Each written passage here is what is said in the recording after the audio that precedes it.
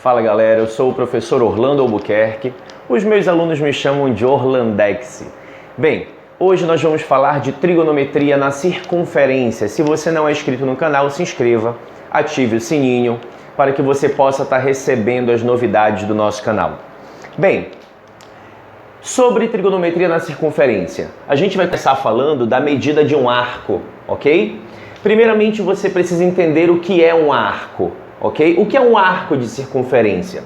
Imagine que você tem uma circunferência e esta circunferência possui um raio qualquer, um raio R, ok? Sobre esta circunferência, nós vamos traçar um arco AB, esta curva, veja, se você limita dois pontos, um ponto A e um ponto B, esses dois pontos delimitam uma curva. Esta curva é chamada de arco AB.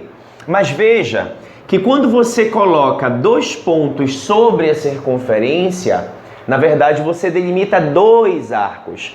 Você delimita esse arco menor e você também delimita este arco maior.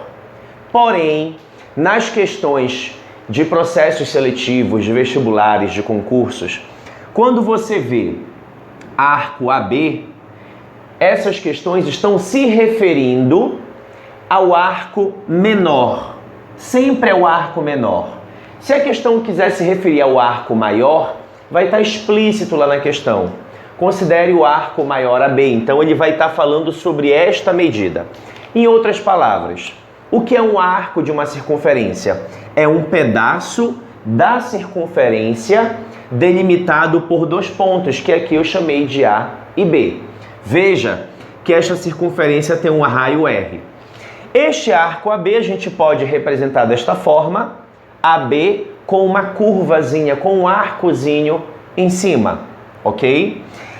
E aí você precisa entender de início o que seria a medida de um arco, certo? Primeiramente, a medida de um arco, não confunda medida de um arco com comprimento de um arco, certo? A medida de um arco, se um problema falar a medida de um arco, fica subentendido que a questão está falando da medida angular. Se a questão falar comprimento de um arco, ela está falando de medida linear. Professor, qual é a diferença entre medida angular e medida linear? É muito simples, veja. Veja que essa circunferência ela foi traçada a partir de um centro O. E ao abrir o arco AB, eu abro uma medida angular, que nesse caso, por exemplo, eu posso chamar esse ângulo de alfa. Agora pensa comigo. Esse ângulo alfa, se eu der a volta completa, eu formo uma pequena circunferência, certo? Essa pequena circunferência tem 360 graus. A circunferência maior também tem 360 graus. O que muda é o comprimento da circunferência. Se muda o comprimento da circunferência, muda o comprimento do arco. Mas veja, se esse ângulo mede alfa, eu posso dizer também que este ângulo mede alfa. Ou seja, a medida angular de um arco tem a mesma medida do ângulo central. Ok? Eu vou só ajeitar a câmera bem aqui. Voltando. Se essa medida é alfa, essa também vai ser alfa, terão a mesma medida angular. Mas as medidas de comprimento serão diferentes. Veja que se eu pego este arco AB e estico, como se eu estivesse fazendo isso aqui, ó. Peguei essa medida e estiquei. Essa medida tem um comprimento, ok?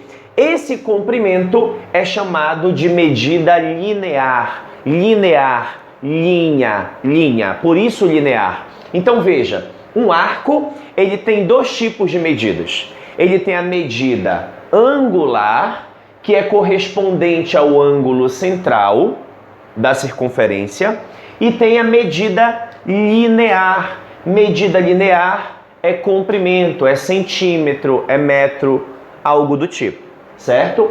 E agora, veja, o que seriam as medidas em grau? A gente falou agora há pouco em grau, né? O que acontece? Você sabe, lá do seu ensino fundamental da geometria plana, que uma circunferência tem 360 graus. O que isso significa?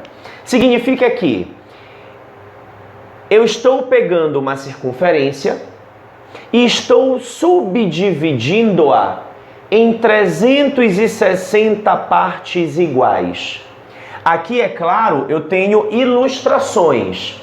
Note que eu não dividi em 360 partes, porque eu fiz uma ilustração. E atenção para essa dica de questões. Se uma determinada questão fala, a figura ilustra o problema, você não deve levar aquela figura ao pé da letra.